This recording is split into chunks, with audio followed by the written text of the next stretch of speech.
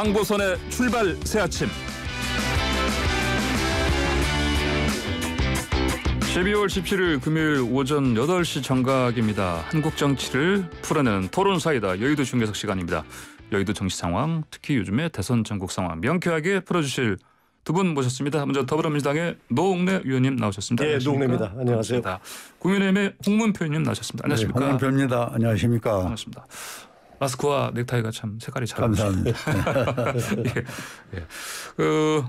단계적 일상 회복 결국 6주 만에 이제 스톱됐는데 사적 모임은 4명까지 식당, 카페 등 영업시간 밤 9시까지 혹시 두 분 내일부터 뭐 약속 다 캔슬하시는 거 많아진 거 아닙니까 혹시?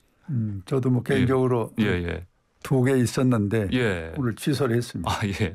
노우님도 그러지 않으세요? 그럼요. 지금 뭐 연말이라 뭐 송년회도 있고 있을 수 있는데 이번에 아주 솔선수범을 해야 되겠죠. 확실하게 잘 지켜서 일상 회복 빨리 돌아갈 수 있도록 해야 되겠습니다. 아 예. 저도 몇 개 좀 취소했습니다. 자영업자들 타격이 참 클 텐데 대통령 사과하셨고 경제부총리는 이제 피해 지원 최대한 확대하겠다 했는데 근데 추경 얘기가 어제 없더라고요. 이게 추경 없이 이게 피해 보상 가능할까요, 노 의원님? 그러게요. 일상회복 중단하고 방역 다시 강화하겠다 대통령이 이에 대해 직접 사과까지 한 마당인데 그렇다면은 당연히 자영업자들에 대해서 피해 복구에 주력해야 되는 거 아닙니까? 근데 이걸 추경 없이는 불가능하다고 보는 거고요. 지금 홍남기 부총리가 이게 뭐 추경 뭐 추자도 얘기를 안 했는데 이 양반이 뭐 나라 곳간 지키라고 했더니 나라 곳간 주인 행세를 하고 있어서 기가 찰 노릇인데 그러십니까? 이래도 되는 겁니까? 그래서 불나면 먼저 불 꺼야 되는 거 아닙니까? 더더군다나 문제는 우리 정치권이죠. 국민의힘에서 우리 김정인 위원장이 뭐라고 그랬습니까? 자영업자 지원에서 100조, 윤석열 우리 후보가 50조 이렇게 얘기를 해놓고서는 추경 당장 하자고 했더니 지금 뭐라 그러는 건가요? 막상 이제 와서는 정권 잡은 다음에 하겠다 하는 식으로 또 발을 뺀단 말이에요. 그래서 자칫 정치가 이런 식으로 민생을 볼모로 잡으면 저는 안 된다고 보는 거고요. 언제까지 이런 식의 볼모 정치, 발목 정치 할지 이제 우리 정치도 좀 업그레이드 될 필요가 있다 이렇게 보는 겁니다. 만약에 지금과 같이 식당이고 카페고 헬스장이고 노래방이고 자영업자들이 지금 한계 상황에 도달했는데 지금이라면 확실한 보상책 조속히 마련되는 게 방법이다. 저는 이렇게 봅니다. 알겠습니다. 홍문표 의원님 어떤 의견이신지요? 저는 이 코로나 전국의 방역 체계 이 부분이 정치적으로 잘못 지금까지 운영됐기 때문에 결국 우리 국민에게 고통을 주고 그리고 방역 체계는 결국은 무너졌다. 이렇게 저는 진단을 하는데요. 그 실예가 아시는 것 같이 방역에는 뭐 3대 그 축이 있습니다. 첫 번째는 조사를 하고 분석을 하는 거고 두 번째는 이제 진단을 하고 그다음에 치료를 하는 이 순서가 이 매뉴얼에 쭉 나와 있는데 이게 지금은 다 무너졌다고 봐야 돼요. 그러니까 우리 한계가 3,500에서 4,000명이라고 했거든요. 그런데 지금 7,000명에서 8,000명이 왔다 갔다 하지 않습니까? 그럼 이 방역 체계가 이게 스스로 무너지다 보니 의사도 부족하고 또 이 음압시설이라고 이 치료시설도 없고 부족하고 그다음에 장비도 부족하고 이걸 지금 계속 임기응변식으로 숨기고 왔는데 이제는 한계가 나왔어요. 그 한계는 뭐냐? 지금 906명인가가 지금 중한 위중증이 지금 환자가 있지 않습니까? 그럼 이분들이 한 분 돌아가셔야 그 900명이 대기했던 분이 또 한 번 치료를 받는 이런 상황에 지금 도달했다는 거는 이 대한민국 K방역을 그렇게 대통령이고 그냥 여당 여권에서 자랑했는데 이게 이런 자화상의 모습을 어떻게 할 거예요. 이걸 이제 국민에게 다시 또 돌려서 고통을 주는 것은 저는 잘못된 거고 또 대통령께서 어제 사과를 했는데 작년 11월 21일이죠. 그 국민과의 대화를 할 때 이런 예측과 준비가 전혀 없이 뭐 10,000명 정도의 확진자가 발생을 해도 우린 커버할 수 있는 준비가 돼 있다. 이렇게 대통령께서 얘기를 했거든. 그런데 10,000명은 가도 지금 7,000명, 8,000명에도 이렇게 허겁지겁하고 있는데 이 대통령을 난 그때만 해도 이 대통령이 이걸 알고 얘기를 한 건지 누가 써준 걸 읽은 것인지 예. 그리고 질병청장 그 누굽니까 그 예. 청장 그분은 예. 어떻게 보면 입만 열면은 참 예. 정 청장이요? 예. 아주 변명이랄까 참 곤욕스러울 거예요 저분은. 그래서 저는 이런 어떤 질병의 코로나의 오늘의 현실은 대통령이 사과를 했지만 저분 사과하라니까 했지 자기가 알고 했겠는가. 이런 국민이 이 코로나 K방역에 대해서 이제 국내 국외 할 거 없이 아주 불신을 사고 있고 여기 자영업자 소상공인들은 아마 폭발 직전에 있다고 봐야 되겠습니다. 예. 자 그러면은 그러면 그 추경 이 부분은 어떻게 보세요? 저는 추경은 아까 우리 노 의원 말씀대로 정부가 일방적으로 무슨 뭐 생색내기 식으로 또 뭡니까 자영업자나 소상공인들 분노하는 걸 이 불을 끄기 위해서 민심용으로 어떻게 여야가 있고 그동안 소위 이 방역 체계를 잘 이끌어가면서 우리가 그 재난지원금을 했었던 그 경로가 있지 않습니까? 그걸 무시하고 갑자기 정부가 자기네들이 선 지급해주고 후 계산하겠다. 도대체 이게 우리나라의 지금 이 예산 체계가 어디서 어떻게 되는 건지를 우리 국회의원들도 어리둥절 하는 거예요. 그래서 추경을 통해서 심사를 하고 그리고 집행을 하는 것이 맞다. 그런데 이걸 무시하고 그냥 정부가 임의대로 하겠다라면은 이거는 뭐 국민을 못 오는 거고 또 국회가 있어나 마나한 거죠. 알겠습니다.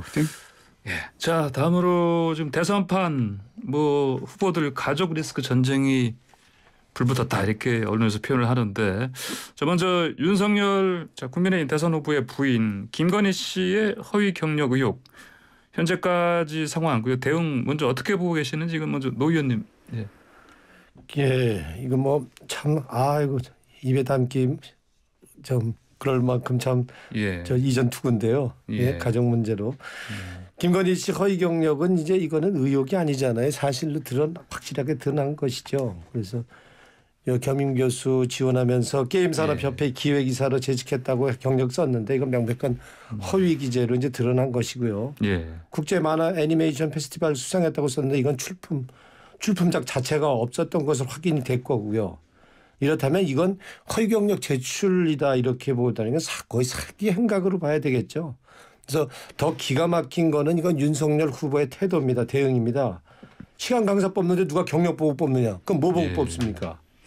제가 한번 묻고 싶고요. 이거는 윤석열 후보가 말하는 이게 공정과 상식인지 참 말로만 공정과 상식이고 뒤로는 또 다른 기만적인 건지. 그래서 이건 전형적인 내노남불이다. 선택적 정이고 이거는 자기 편 봐주기식의 윤석열 후보만의 이건 이중적 진면목 보여주는 거다. 이렇게밖에 볼 수 없는 거죠. 이건 참 대통령 후보가 더 문제다 부인보다. 난 이렇게 봅니다. 알겠습니다. 홍 의원님께서는 이거 좀 불거졌을 때 보도가 월요일에 나왔는데 내용 보시고 어떠셨습니까? 뭐 한마디로 미흡했습니다. 미흡했다는 게 어떤 게? 아니 해명이라는 부분을 이렇게 어중간하게 하는 것도 아니고 안 넣은 것도 아니고 이랬을 때 더 의혹은 부풀려지는 것이고 더 커지는데 그래서 지금이라도 뭐 윤석열 후보 어제 그렇게 얘기를 했습니다. 자기 결혼하기 전의 문제인데 이것을 좀 더 구체적으로 알아서 발표를 하겠다. 저는 오늘이라도 이제 국민에게 좀 신속하고 솔직하고 아주 진솔하게 그 전모를 얘기하는 것이 옳겠다 이렇게 생각을 갖습니다. 알겠습니다. 그리고 민주당 송영길 대표가 과거 박준영 해수부 장관 후보자 낙마된 사례 그때도 부인 문제로 그랬던 건데 이거 김건희 씨한테도 같은 잣대 돼야 되는 거 아니냐 이렇게 얘기했습니다. 뭐 사실 뭐 윤 후보도 물러나라는 얘기 아닙니까 노 의원님? 윤 후보가 어떻게 물러나겠습니까? 후보로 지금 나왔는데 이제 그건 어려운 얘기고요.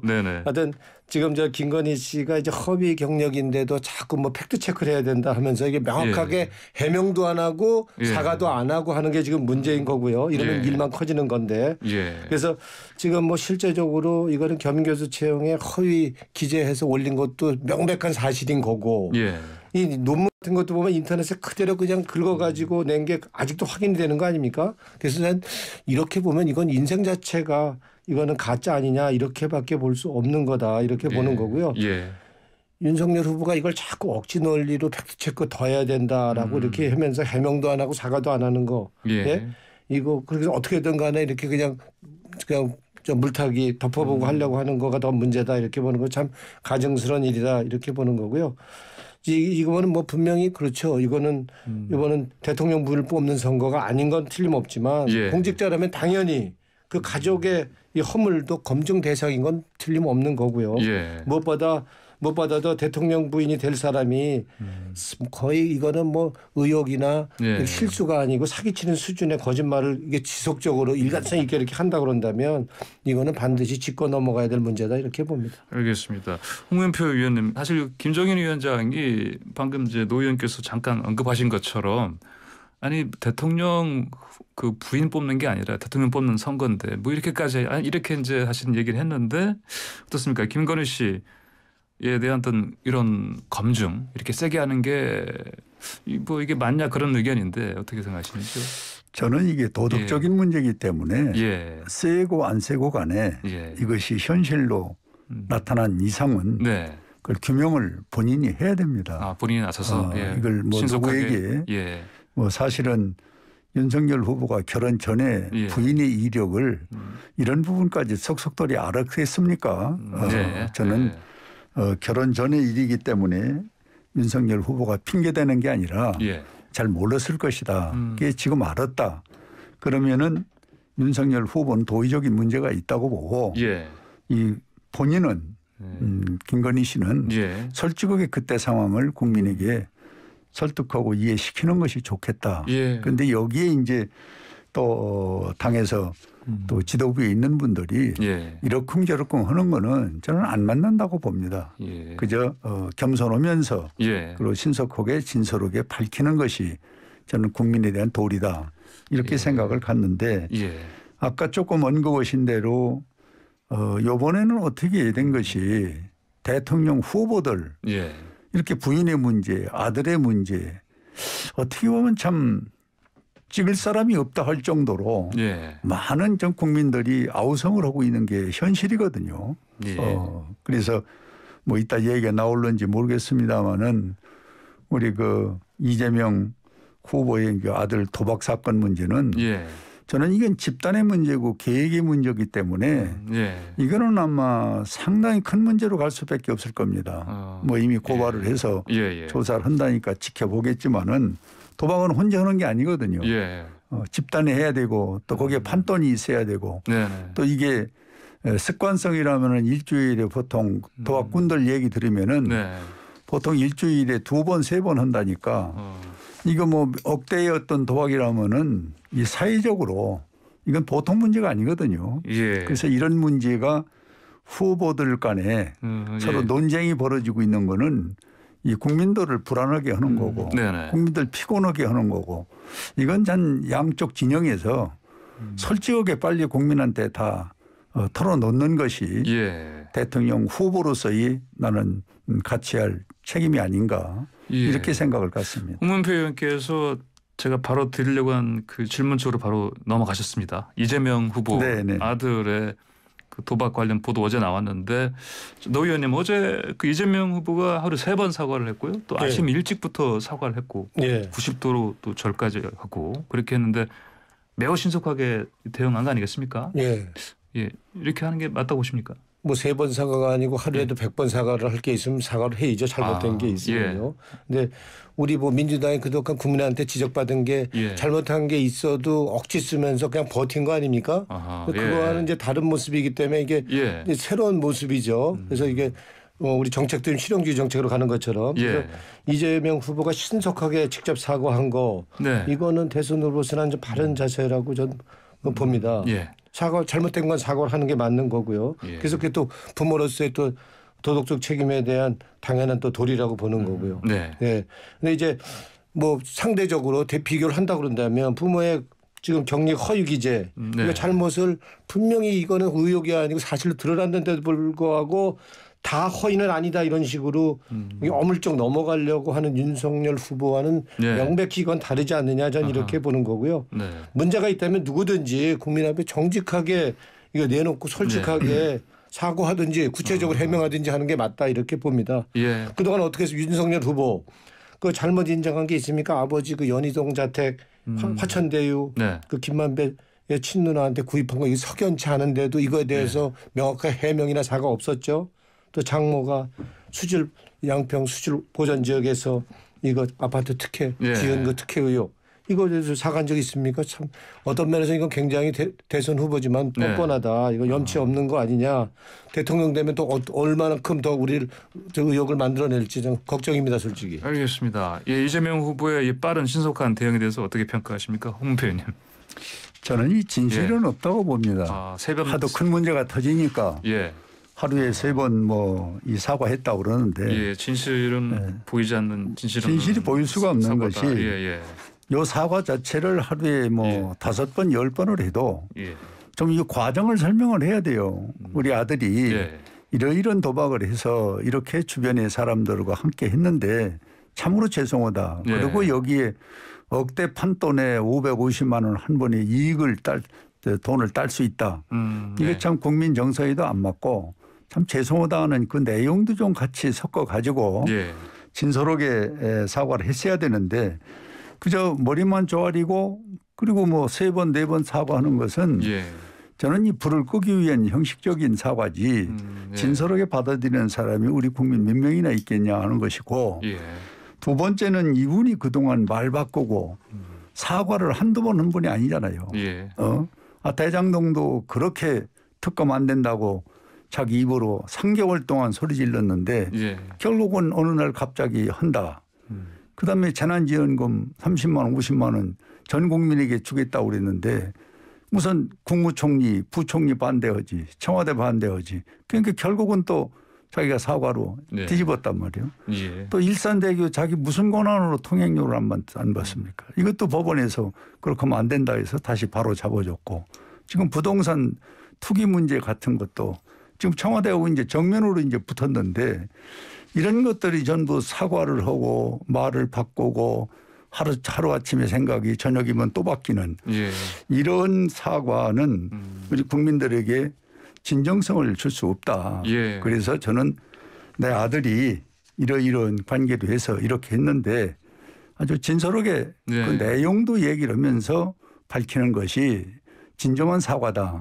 이렇게 저는 아주 미흡한 그리고 형식적인 사과다 이렇게 봅니다. 알겠습니다. 국민의힘에서는 수사해야 한다고 하고요. 실제로 고발까지 들어간 것 같습니다. 이 수사까지 우리 당에서 고발을 한 건 아니고 시민단체에서 고발을 한 걸로 알고 있습니다. 그러니까 입건해서 아마 조사를 할 것 같은데 저는 이거는 아까도 얘기했지만은 도박은 혼자 하는 게 아니고 도박을 가설은 그 집단 그리고 또 그 뭡니까 장소 그리고 판돈이 어디서 나와서 어떻게 한 거 이것까지 전부 조사를 하는 그런 방법으로 간다면은 아마 상당히 그 실체가 나오리라고 생각이 듭니다. 노 의원님 의견 어떻습니까? 이재명 후보도 얘기한 것처럼 뭐 잘못이 있다면 사법 조치도 해야 돼 형사처벌 사유점 책임진다 이렇게 하지 않습니까?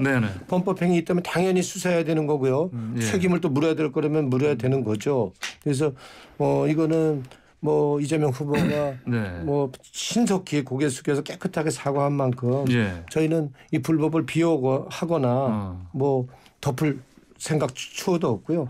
잘못 있으면 있는 대로 이건 정확하게 밝혀지고 국민의 심판 받아야 된다, 검증 받아야 된다. 저는 이렇게 봅니다. 알겠습니다. 자, 방금 전에 홍 의원님께서 좀 잠깐 또 언급하신 거 이재명 후보가 그동안 꺼냈던 얘기들 특히 최근에 부동산 관련해서 다주택자 양도세 중과 유예하자 이거 말씀하신 것 같은데 그렇습니다. 청와대가 뭐 공개적으로 반대했다고 어제 뉴스가 나왔고요. 일단 이거 노 의원님. 사실 이거는 지금 양쪽 그 국민의힘도 그렇고 민주당도 그렇고 두 후보가 소속당이 어느 쪽인지 헷갈리게 하는 행보를 보인다 이렇게 또 언론에서 비판을 하기도 합니다. 이제 그래서 방금 말씀드린 이거 유예하는 거 이것도 그렇고요. 그리고 당 내에서도 이상민 의원께서도 쓴소리 하셨고.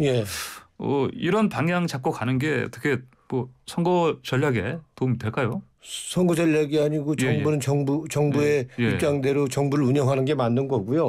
또 대통령 후보는 대통령 후보로서의 자기의 정책 제안을 할 수 있는 거죠. 그래서 이거를 만약에 거꾸로 만약에 청와대가 공개적으로 이거 찬성했다 그런다면 그럼 뭐라고 그러겠습니까? 관건 선거 한다고 짝짝꿍 돼서 관건 선거 한다고 또 그러지 않겠습니까? 분명히 정부라면 책임 있는 정부라면 정부 여당에 일심동체를 하더라도 그럼 정부 입장이 있어야 되는 게 맞고요. 또 우리 정당 입장에서는 여당이라 하더라도 또 정권 재창출해야 되는 입장에는 분명히 다른 게 있다고 보는 거죠. 그래서 지금 뭐 청와대에게 반대 입장을 분명히 한 것이 결과적으로는 이재명 후보는 현 정권과 다르다. 기득권의 연장 아니다 하는 거에 전 반증이라고 보는 거고요. 현 정부와는 확실하게 이건 차별화되는 것을 보여주는 거다. 그래서 이재명 후보의 집권 이게 당선은 이거는 사실상의 정권 교체와 다름없다. 정권 재창출이 아니고 이렇게 전 봐야 된다 이렇게 보는 거죠. 그래서 그 양도세 중과 이것도 유예하는 거 주장 역시 그동안 우리 정부가 어떻게 했습니까? 부동산 안정이랑 또 저 불로소득 차단 두 마리 토끼 다 잡으려다 잡았습니까?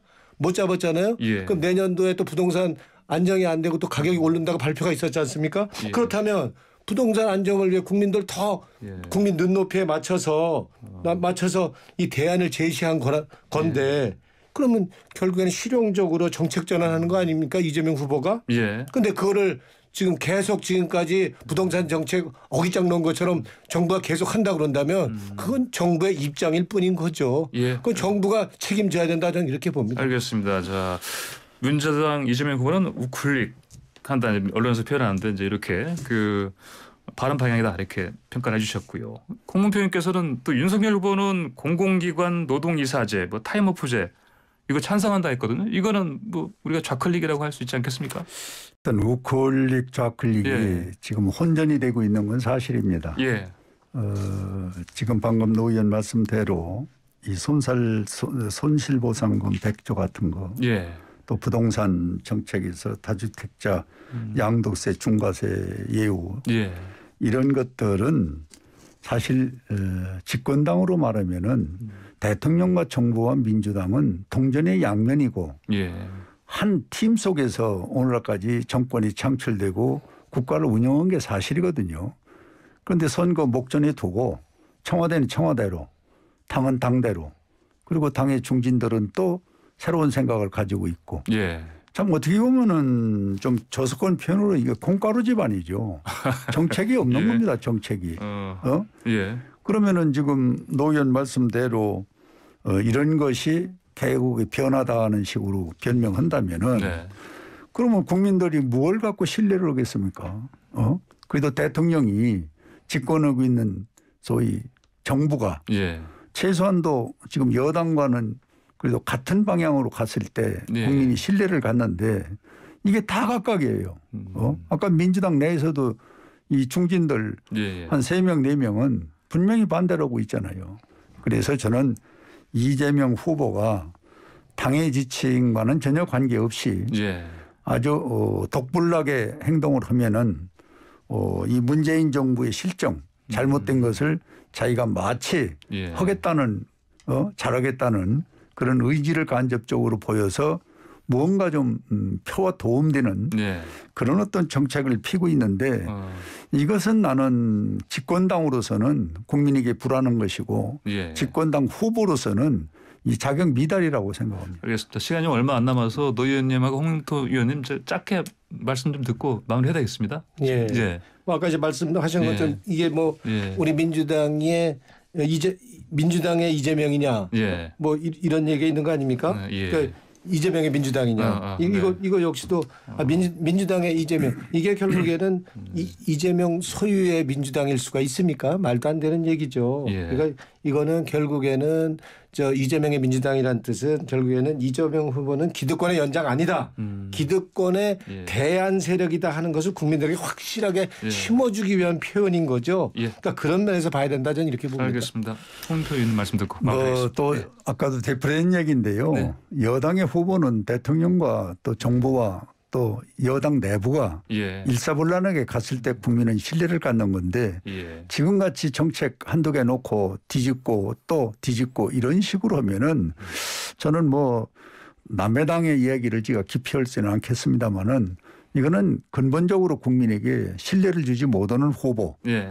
또 여당의 이 단면의 모습을 보고 국민은 개탄할 수밖에 없는 그런 상황이라고 봅니다. 알겠습니다. 좀 건강해 보이지 않습니까? 이렇게 좀 여당은 여당, 예. 정부는 정부대로 자기 일 지금 열심히 하려고 하는 자세. 예, 알겠습니다. 오늘 두 말씀 여기까지 듣겠습니다. 감사합니다. 고맙습니다. 고맙습니다. 지금까지 여의도 중계석의 민주당의 노웅래 의원, 국민의힘의 홍문표 의원과 함께했습니다.